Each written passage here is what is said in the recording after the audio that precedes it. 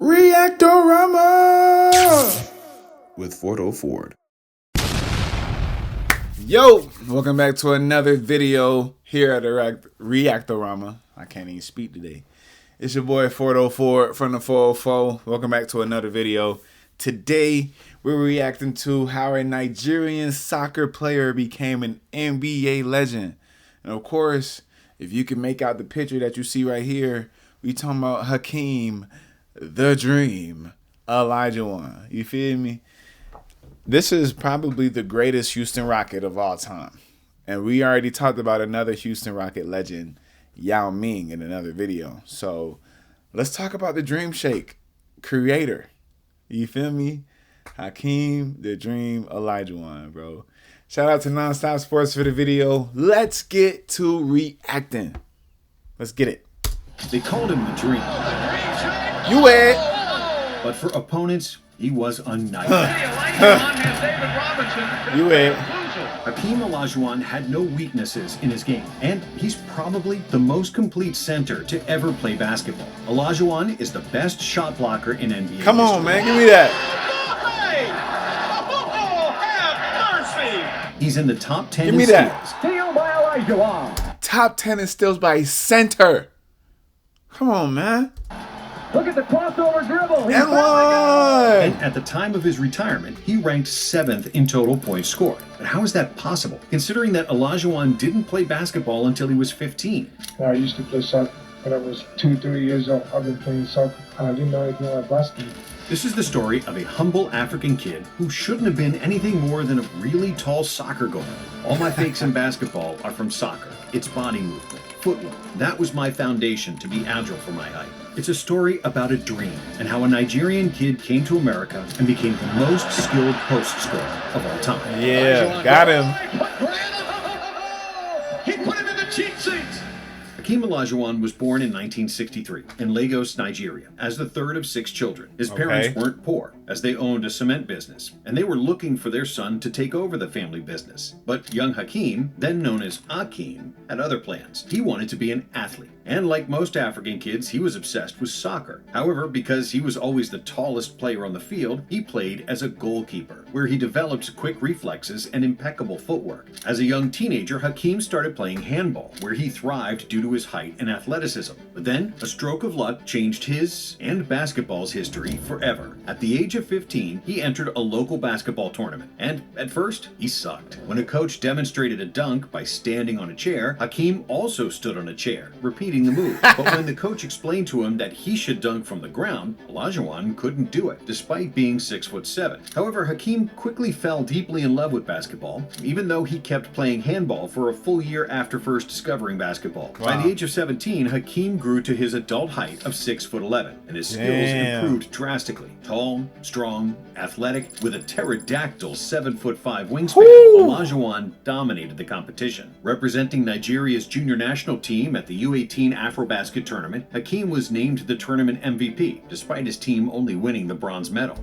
Hold on. This boy said he's 6'11" with a 7'5" wingspan. Ooh, that's crazy. So, you know, them blocks was going wild in Lagos. That's crazy, bro. At that tournament, he was approached by Christopher Pond, an American scout who was also coaching the Central African Republic. Pond quickly realized that Olajuwon was an uncut gem, telling him that he could land a scholarship to play college basketball in America. Eager to play, Olajuwon's eyes opened wide when he heard that, and through Pond's contacts, they set up visits for Olajuwon with St. John's, Providence, Georgia, and Houston. Hakeem wanted to play for Houston because the hot Texas weather was most similar to Nigeria. However, since nobody had seen him play when he landed in Houston a few months later, no team representatives were there to greet him, simply telling him to take a taxi to the university. And when he finally arrived at the University of Houston, Olajuwon was wearing shoes 2 sizes too small, as he could never find size 16s in Nigeria. But a far bigger issue than his footwear was that the NCAA ruled Hakeem ineligible for his first year with the Cougars, so he redshirted the season. However, Olajuwon worked extremely hard behind the scenes, practicing with the team, and spending most of his time in the gym, putting on muscle mass and learning English. Olajuwon started playing for the Cougars in the 81-82 season. Okay. And at the time, nobody could have predicted his future success, despite his physical gifts. Hakeem mostly came off the bench, playing 18 minutes per game, averaging 8 points, 6 rebounds, and 2.5 blocks per game, helping the Cougars to reach the Final Four, where they lost to Michael Jordan's North Carolina. That was the first of 24 games that Jordan and Olajuwon would play against each other, with Michael scoring 18 points to Hakeem's 2. In a 68-63 win for the Tar Heels. And while Jordan would go on to win the NCAA title in the final against Georgetown, Hakeem didn't intend to be a sixth man for much longer. Aching to improve and get more playing time, Olajuwon sought advice from the coaching staff about how to get better. And they advised him to work out with Moses Malone. Malone was the reigning NBA MVP, playing for the Houston Rockets. And during each offseason, Moses played games at the nearby rec center. Olajuwon joined the workouts and went head-to-head with Malone, who dominated the young Olajuwon. He was very gentle when I first met him, but as soon as we started playing, he was not gentle at all. Moses was introducing me to American basketball by just being very physical, and I've never experienced that kind of contact in my whole life. The first time I tried to dunk on him, he slammed me to the ground. I'm telling y'all, bro, like, European basketball and American basketball are two different versions of basketball. European basketball, you're not playing physical. You playing more with finesse. But now the game has transitioned to being more of a finesse-like game in the NBA. So if the Europeans like Yao, well, he's not European, he's Chinese. Well, whatever. If international players can play with the finesse that the NBA has today, and if the finesse era of the NBA was in the 80s and the 90s, Yao Ming and Hakeem Olajuwon, they already respected as the greatest Rockets ever. They already respected as that. And some of the greatest big men ever, right? In the NBA. But, bro, that would just be cemented more and more. You know? Like, imagine a prime Hakeem Olajuwon going against Joker today, bro. They kind of play the same way. One's just more physical. One plays with more finesse. Like, it's like that. Like, they both play with finesse, but I feel like Hakeem got more finesse with the dream shake shit. Like, his post footwork is unmatched, bro. But yeah, international players were playing with more finesse than the American players playing with more physicality. That is facts. I would never have accomplished what I did if I did not play against Moses. With Moses, there were no rests, no breaks. He was working every time down the court, scoring, rebounding, or just making you feel his body. If you tried to take a breath, he went by you or over you. I usually couldn't go through Moses because he was just so strong. So I had to learn to use speed and agility to go around him. That's how I built my game. Finesse. And even though he was still too skinny and Moses could overpower him, after a while Hakeem found ways to score against the MVP, which gave him a much-needed dose of confidence. Olajuwon returned from that summer a different player. He was stronger, more physical, more assertive, and better in all facets that of the was game. a poster. Hold up. Player. He was stronger, more physical, more assertive, and better in all facets of the game. Hakeem is everywhere. So much noise making jumpers, hey, blocking give me that. shots, grabbing rebounds. Let me see that. During the season, he was nicknamed the Dream after he dunked so effortlessly that his college coach said it looked like a dream. He, Clyde Drexler, and the rest of the Cougars formed Phi Slamma Jamma. Damn, I forgot about that. That's crazy, bro. Hakeem and Clyde Drexler were college teammates at the University of Houston. Fast forward, they won a chip together as the members of the Houston Rockets. That shit is so cool, bro. The first slam dunking fraternity, naming themselves that due to what's the fraternity? Formed Phi Slamma Jamma. Phi Slamma Jamma. Nah, that's kind of hard, bro. I need some merch ASAP, nigga. What? The first slam dunking fraternity, naming themselves that due to their above the rim prowess. Olajuwon. Any questions? Nah, that's dope. Slamma Jamma at its best. That's Olajuwon dope. started in every game of the season, and in 27 minutes of playtime, he Hey! averaged 14 points, Give me that. 11.5 rebounds, and a nation-leading 5.1 blocks per Damn. game. Houston lost just 2 games in the regular season, and they made it to the NCAA Finals against NC State, where they were considered heavy favorites. But despite Hakeem scoring 20 points, 18 rebounds, and 7 blocks, NC State won the game, 54-52, on a last-second tip-in what was one of the biggest upsets in NCAA history. In the following season, Olajuwon improved his averages to 16.8 points, 13.5 rebounds, and 5.6 rejections per game, leading all players in blocks and rebounds. The Cougars once again made the NCAA Finals against Georgetown, and even though Hakeem won the individual matchup against Patrick Ewing, the Hoyas won the title, winning 84-75. Olajuwon was voted the NCAA Tournament Most Outstanding Player in 1983. Bro, to go back-to-back championships and lose, that hurt, bro. That hurt. Like, I'd be pissed, bro. Like, we at the championship game 2 years in a row and we lose both of them games. I would be mad as hell, bro. And in 1984, he was named a consensus first-team All-American. Hakeem had one more year of college eligibility and debated whether to stay with the Cougars or declare for the NBA draft, where he was projected to be the first overall pick. Oh yes, that's why I just want to end the speculation that's been going around. Maybe I'm going to stay or I'm going to go. So I want everybody to know I'm living this clean this year. His decision was ultimately influenced by the fact that the Houston Rockets had a 50% chance to be the #1 pick, as back then, the draft order was still decided by the coin toss before the draft lottery was introduced 1 year later. I really believed that Houston was going to win the coin flip and pick the first draft choice, and I really wanted to play in Houston, so I had to make that decision to leave early. His intuition proved correct. Portland calls tails. Here goes the flip.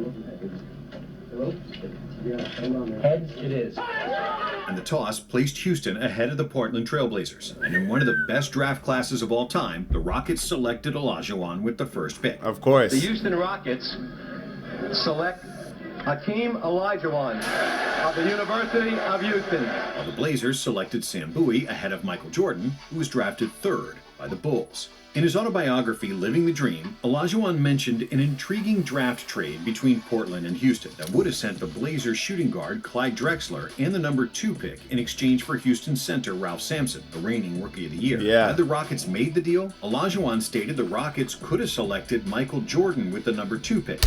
Hello! But that would have been crazy, bro. I remember this story that he told too, bro. That would have been wild if that would have happened. But the Twin Towers of Hakeem Olajuwon and Ralph Sampson, that was a dominant force as well, bro. But if that trade would have happened on draft night, college teammates, Clyde Drexler and Hakeem Olajuwon, playing for the Rockets, along with a young Michael Jordan, the Houston Rockets would just, Houston in general would just be so unfair, bro. Like, what? That would be so unfair, bro. To play alongside him and Drexler, which would have transformed the Rockets into a dynasty. You but feel even me? without the trade, Houston still had a great team, with the 7'4" Sampson and 6'11" Hakeem forming the original Twin Towers. 7'4". I did not know Ralph Sampson was that fucking tall, bro. I thought he was 6'11" or 7 foot for real. Hakeem is 6'11". Ralph Sampson is 7'4".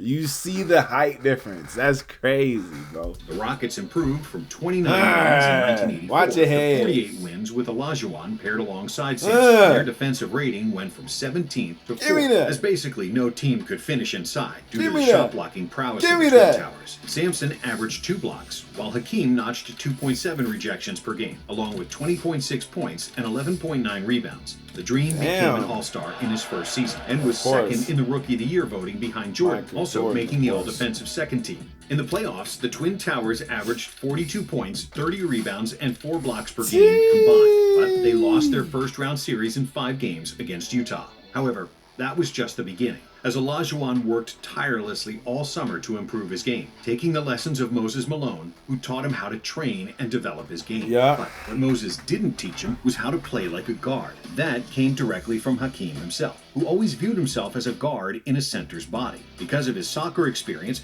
Olajuwon's reflexes and feet were far shiftier and more balanced than any big man he faced. Due to his quickness and amazing hand-eye coordination, he felt it was a waste that he didn't use his gifts and play like a traditional center. Because he started playing basketball so late in life, Hakeem thought about the game differently, never really feeling comfortable being boxed in and only playing like a traditional center, scoring jump hooks, dunks, and putbacks. So he started developing an outside shot with an array of spins and fakes that made the opponents dizzy. Here's a double team on Hakeem, little follow-away. Nailed it. The dream moved like a guard, shaking left, shaking right, pirouetting around defenders, and scoring with a variety of fadeaways, leaning away from the defender, which made him almost impossible to contain. For real. On top of his expanding offensive repertoire, Olajuwon had the best second and third jump in the NBA. And even if the opponent faked him out or grabbed an offensive rebound, Hakeem could jump back in the air to contest another shot faster than any other big man, which made him the best rim protector in the NBA. For real. That's why I love pogo stick when it comes to NBA 2K, bro. Like, that pogo stick badge is real, especially if it's silver or higher. It works, bro. Trust me. Take a load of big T. They double give me that. Jump hook blocked by Olajuwon. I said, give me that.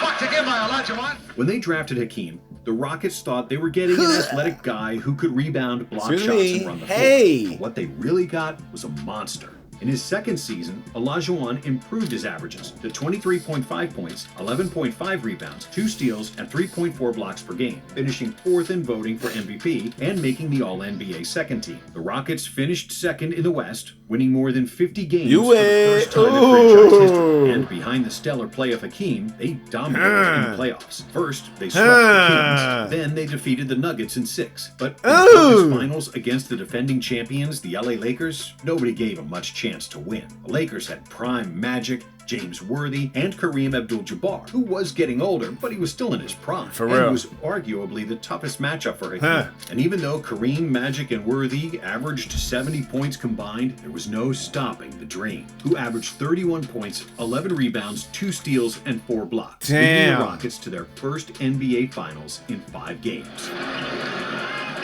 Sampson.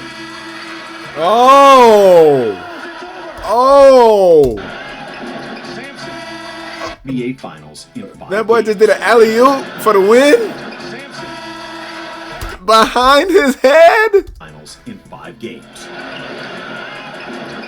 Oh, that's so dope. That's so cool, bro. That sucks for the Lakers, though, to go out like that, to go to the finals.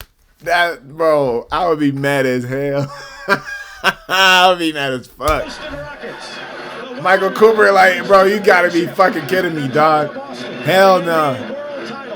We tried everything. We put 4 bodies on it. We helped from different angles. He's just a great player, said the Lakers coach. Oh my God. However, in the finals against the Celtics, the Rockets ran out of steam. Yeah, they were Boston too much, played bro. One of the best seasons in franchise prime Larry history, Bird, with bro. 67 wins in the regular Kevin season. McHale, Only 1 Robert loss at Parrish. home. And even though Olajuwon played another Give me great that. series, averaging 25, 12, and 3 blocks, Sampson had an underwhelming finals, and the Celtics celebrated Bill another Walton, title yeah. after 6 games. In the following season, the same story continued, as Olajuwon kept getting better, making All-NBA first team and All-Defensive Give me first that. team. But Ralph Sampson's health kept getting worse. The 7'4" center averaged 15 points and 9 rebounds per game, all career lows. But that's still good, though. 15 and 9 is still good. You barely averaging a double-double. That's still great. And he missed half the season due to a knee injury. Yeah. Houston still made the playoffs as the 6th seed, and Sampson rushed his recovery to play in the postseason, a decision that he regretted forever. That why, bro, like, all these NBA players just need to chill, bro. For real, for real. Like, you don't have to rush back to play, bro. Like, we got a squad. Even though you are a very valuable piece, health is wealth. And I'd rather people feel better and be actually cleared to hoop compared to just you know what I'm saying, trying to force their way or rush their way back to hoop and to be in deeper injuries. Like, that shit just happened with Halliburton.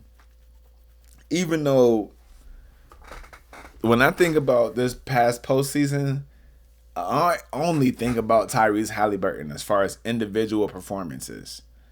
That boy was a star, okay? But Game 7 broke him, bro, because he was playing on that hurt Achilles. And all it took is that one, and it was over with, bro. Same with Dame, same with Tatum. That one pop will do it, bro. I'm telling you. Even though the Rockets won their first-round series against the Blazers, they immediately lost in the second round against the Supersonics. Hakeem averaged 29 points, 11.5 rebounds, and 4.3 blocks across those two series. And Sampson wasn't bad by any means, with 18 points and 9 rebounds on average. Right. But because he returned from the injury prematurely, Sampson re-injured his knee and had to miss the start of the 1988 season. And when he finally returned, it was clear Sampson wasn't the same player anymore. And after just 19 games, the Rockets traded him to Golden State for Joe Barry Carroll and Sleepy Floyd. Sleepy Floyd, yes. But Carroll, come on. Whose careers were on the decline. But behind the great play of Hakeem, who was selected to another All-NBA and All-Defensive Team, the Rockets won 46 games and made the playoffs, once again as the sixth seed. And in the first round against Dallas, Hakeem played out of his mind, averaging 37.5 points on 57% shooting, along with 17 rebounds, 2.3 steals, and 2.8 blocks per game. Olajuwon, sandwich. Still got the Don't matter. It is amazing. Don't Yet, matter. It still wasn't enough, as Houston's supporting cast wasn't up to par, and the Rockets won. lost the series in 4 games. Almost. The Dallas Mavericks Let me see have that. won the best-of-5 series, 3-1 over the Houston Rockets with a Over the next 3 years, Hakeem continued to dominate, dragging the Rockets to the playoffs and collecting individual accolades, leading the league in blocks and rebounds twice. Shit. In 1990, he made history by becoming only the third player to post a quadruple-double with 18 points, 16 rebounds, 10 assists, and an astonishing 11 blocks against the Bucks. Damn. with a rebound. Gets it back out to Lou. He'll put it up. Yeah, there it is. 15 Damn. rebounds, 10 assists, and an astonishing 11 blocks. Damn. 2K like numbers for real. 18 points, 16 rebounds, 10 assists, 11 blocks. Bro, that's crazy, bro. Against the Bucks. Hakeem with a rebound. Gets it back out to Lou. He'll put it up. Yeah, there it is. Way to go, Lou. Only the third quadruple-double in the history of the NBA. But the Rockets That's management crazy. struggled to surround him with quality players, resulting in 3 consecutive first-round playoff exits. By 1992, the tension had reached the boiling point, with Hakeem openly beefing with the Rockets owner Charlie Thomas and the team's front office. The Dream was unhappy with his salary and Houston's inability to sign star players. And late in the season, when Hakeem injured his hamstring and told the team he couldn't play, they accused him of faking the injury due to his contract dispute. To make things even worse, they suspended Hakeem at the crucial point of the season, which caused the Rockets to miss the playoffs for the first time during Olajuwon's tenure. Hakeem the Dream says he can't play. He says he's injured. The Rockets say that's bull. They say he won't play because he wants his contract renegotiated. So today, the Rockets suspended Hakeem indefinitely without pay. This further infuriated Hakeem, who openly demanded to be traded, and many thought Olajuwon had played his last game for Houston at the end of the 1992 Wow, I didn't know campaign. this. But on a flight to Japan, where the Rockets played the first 2 games of the 1993 season against the Seattle Supersonics, Olajuwon and Houston owner Charlie Thomas smoothed out their differences. The new coach, Rudy Tomjanovich, certainly played a big part in Hakeem's decision to stay in Houston, just like the drafting of forward Robert Horry, who joined a nucleus of Hakeem, Kenny Smith, and Vernon Maxwell, who both arrived in Houston in 1990. Another big difference was Hakeem's demeanor. Level, looks like he's shooting left. There's a fight. Olajuwon and Kupchak. In his early years, Olajuwon was one of the roughest and most violent players in the NBA, often engaging in on-court scuffles, arguing with the refs, and getting technicals. However, in the late 80s and early 90s, he became a devout Muslim. That's real though. Like, that's so real though. Like,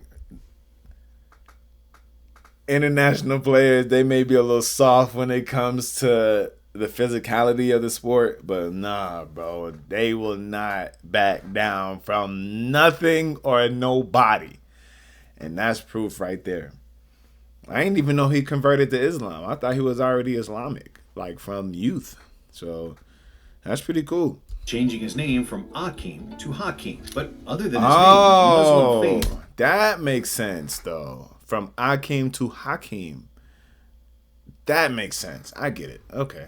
Completely transformed his personality and on-court behavior. Yeah. There were no more fights and no more arguing. And Olajuwon became a calm guy who only cared about one thing: winning. I'm not changing the spelling of my name, I'm correcting it. I studied the Quran every day. At home, at the mosque, I would read it in airplanes, before games, and after them. I was soaking up the faith and learning new meanings each time I turned a page. I didn't dabble in the faith. I gave myself over to it. Olajuwon became famous not only for his play, but also for the fact that he abstained from food and water from dawn to sunset during the month of Ramadan, which meant that he sometimes played games without eating and drinking a drop of water, which was unheard of in the NBA. Yeah, However, crazy. Hakeem swore that fasting gave him more energy, and the results proved it. In 1993, Olajuwon played the best season of his career, averaging a career-high 26 points. That boy hit him with a cross. This pass was cool. Fasting gave him more energy. What's this? The results What proved is? it. In 1993, Cross. Olajuwon played the best season of his career, That shit was so averaging smooth. a career-high 26.1 points per game, 13 rebounds, 1.8 steals, and a league-leading 4.2 blocks. Sheesh. Okay. 26.1 points per game, 13 rebounds a game, 1.8 steals a game, and 4.2 blocks per game. That's cool stuff right there, bro. That boy converted to Islam and started dominating on a more calm, reserved level. He ain't hot-headed no more. Because of the arrival of strong good outside pass! shooters, Smith, Maxwell, and Hakeem was also pass! What? Because of the arrival of You strong outside shooters like Smith, Maxwell, and Ori, Hakeem Cash, was also Kenny, more comfortable passing the ball from the post Robert after Horry. getting doubled, which resulted in a career high in assists with 3.5 dimes per game. The Dream finished second in MVP voting behind Charles Barkley, and he finally won an award he probably should have won. Defensive Player of the Year, bro. Defensive Player of the Year. Come on. The 1993 NBA Defensive Player of the Year award to our own Hakeem Olajuwon. The Rockets finished second in the West with a franchise record 55 wins. And in the first round win over the Clippers, Olajuwon posted video game-like numbers, averaging 30 points.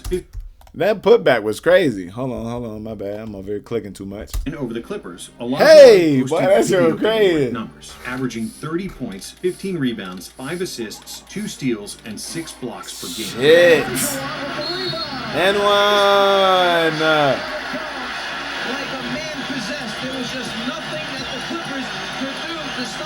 However, in the second round, the Supersonics edged out the Rockets in a tough 7-game series, winning the deciding game 103-100 in overtime. Oh, we got a lot more. Olajuwon takes it.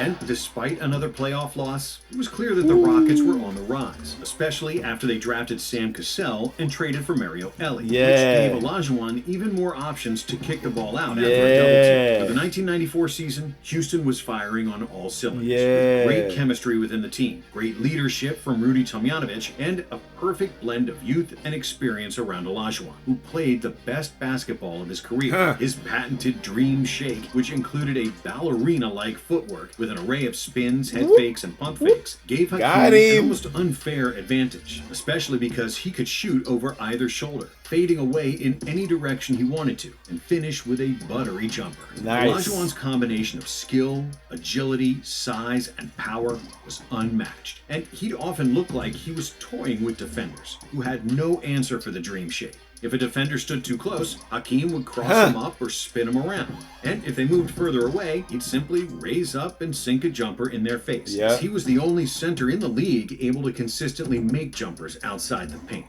For the 1994 season, Olajuwon averaged a new career high in scoring, with 27.3 points per game, 3.6 assists, 12 rebounds, 1.6 steals, and 3.7 blocks. The Rockets finished the season with 58 wins, and Olajuwon was finally awarded the MVP MVP award, along with Yeah. another Defensive Player of the Year.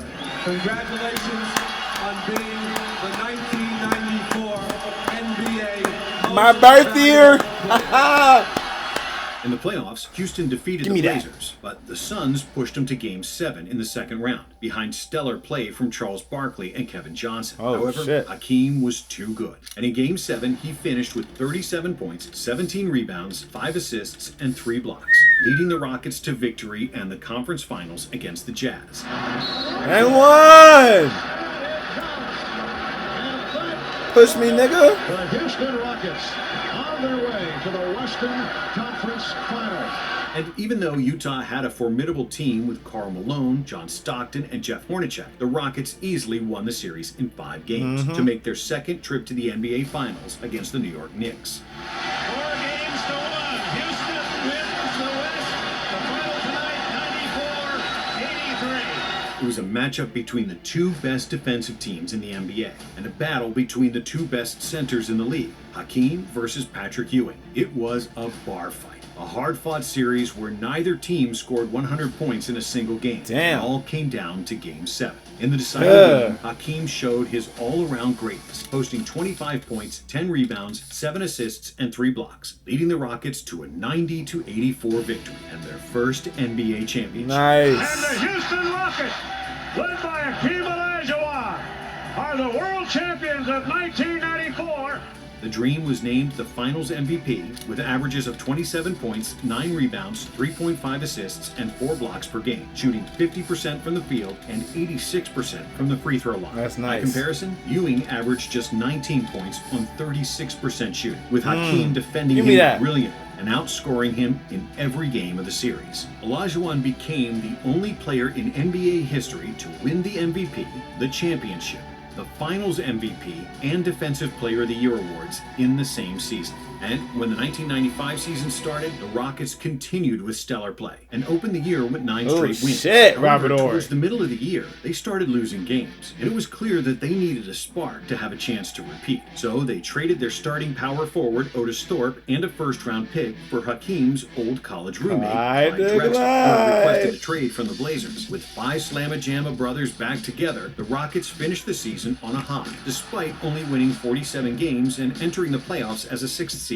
But when the playoffs started, every series was a struggle, and the Rockets didn't look like they were capable of heading back to the finals. In the first round against Utah, they were on the brink of elimination after falling down 2-1, when the first round was still played in the best-of-5 format. But Drexler scored 41, and Hakeem had 40 in Game 4 to even the series. And in the deciding Game 5, Olajuwon led the way with 33 points, and the Rockets advanced. This man just put a poster on 3 people, bro. Game 5, Olajuwon led the way with 33.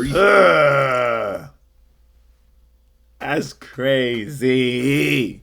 3 points, and the Rockets advanced. And the defending champions survive Game 5. But in the next round against Barkley and the Suns, it seemed like the Rockets were doomed after falling Oh, 3-1 good- in the good series. chase down. And still losing after the first 3 quarters of Game 5. But Hey. they turned things around and won that game in overtime. And the next 2 games as well, becoming just the 5th team to come back from a 3-1 deficit in the playoffs. And the Houston Rockets are going back to the Western Conference Final.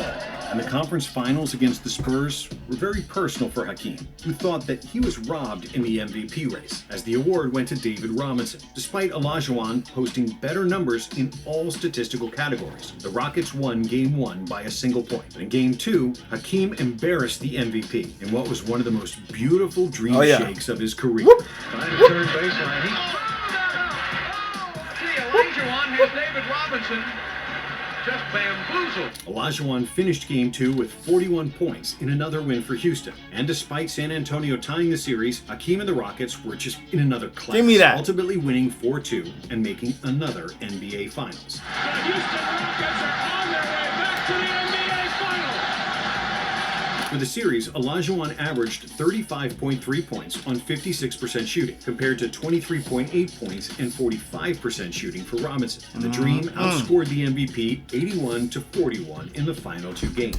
Damn, a whole 40 points, my boy. Sheesh. When later asked what a team could do to solve Olajuwon, Robinson said, "Hakeem, you don't solve Hakeem.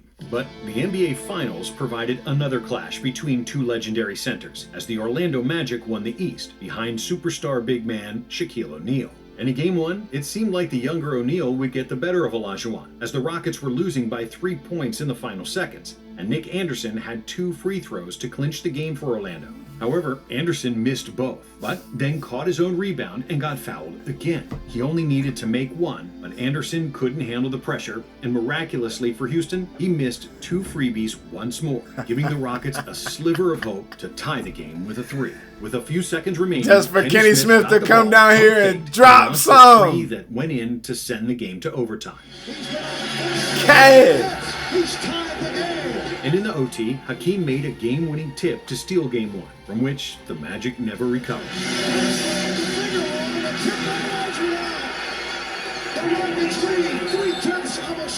Houston won the next 3 games, sweeping the Magic to win their second NBA title, with Hakeem repeating as the Finals MVP.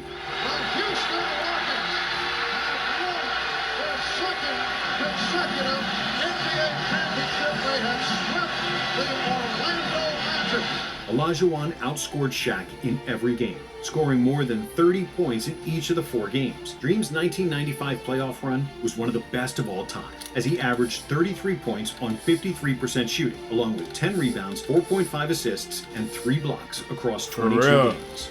I'm going to go at the 5 spot. I'm going to go with Hakeem Olajuwon.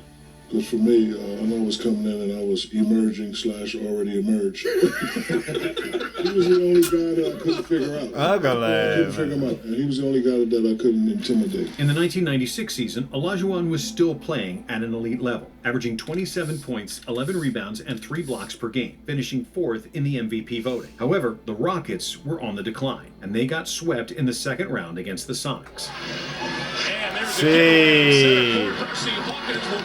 Percy Hawkins. For the defending champions. For the 1997 season, Houston added another superstar in Charles Barkley. But with Hakeem and Barkley being 34 and Drexler 35, the best that the aging Rockets could do was the conference finals, where they were defeated by the Utah Jazz in 6 games. Stockton, open 3. Okay.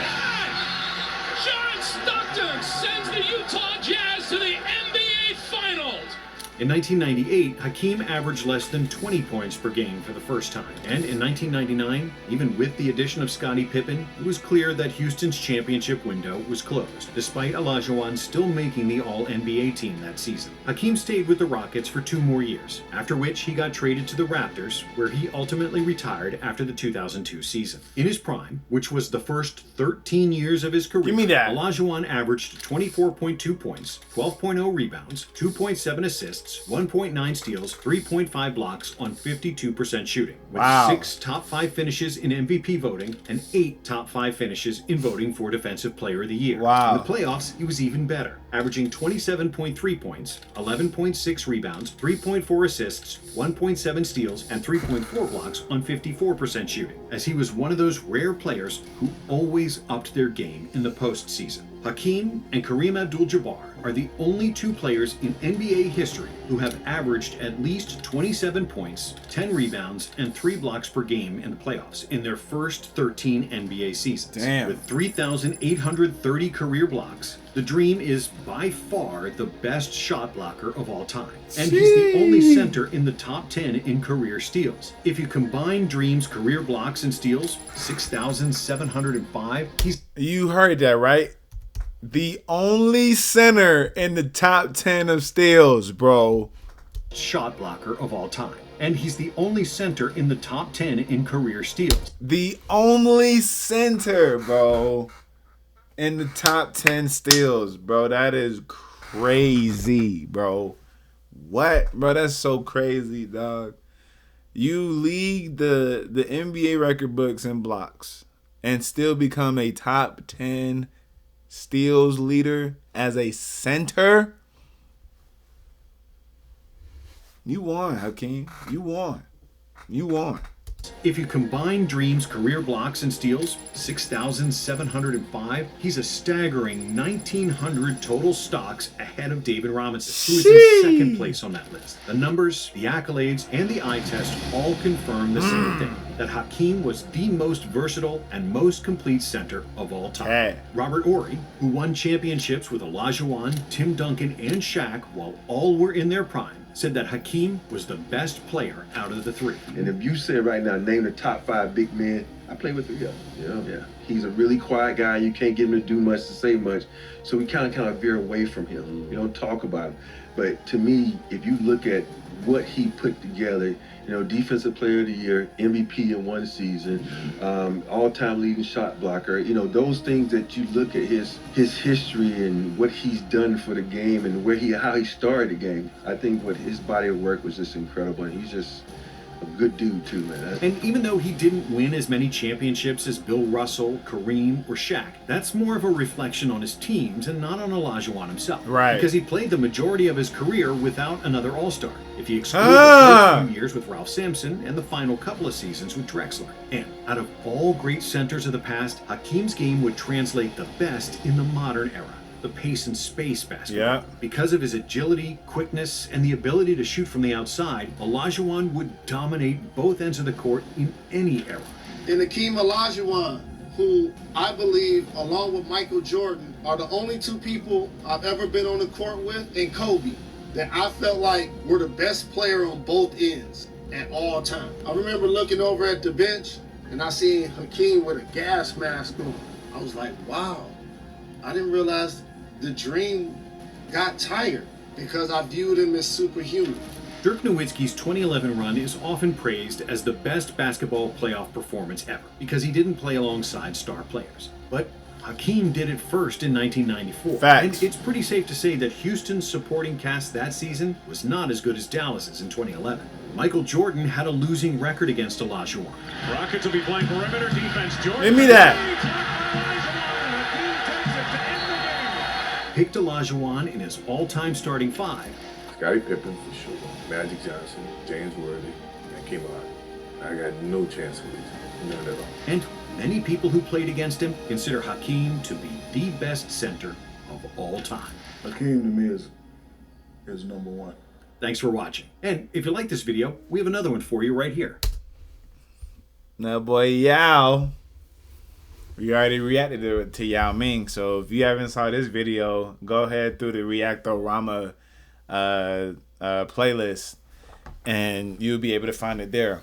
But yeah, bro, this is how the soccer player from Nigeria, from Lagos, Nigeria, became Hakeem the Dream Olajuwon and an NBA legend, bro. You like this video, go ahead and like it up, like it up, like it up. Comment anything that you learned in the comment section. Let's talk about it. And please, most definitely, subscribe to the community, bro. We are on the way to 1,000 subs. And I'm trying to build a strong community so I can give back to you guys as I continue to get y'all love and energy. And I appreciate that, for real, for real. So let's help each other grow. Let's help each other win. You feel me? So go ahead and tell a friend to come over and watch us react to some basketball stuff, motivational stuff, all type of stuff here at Reactorama with your boy FordOhhFord from the FordOhhFord. All right? I'll catch y'all on the flip ski.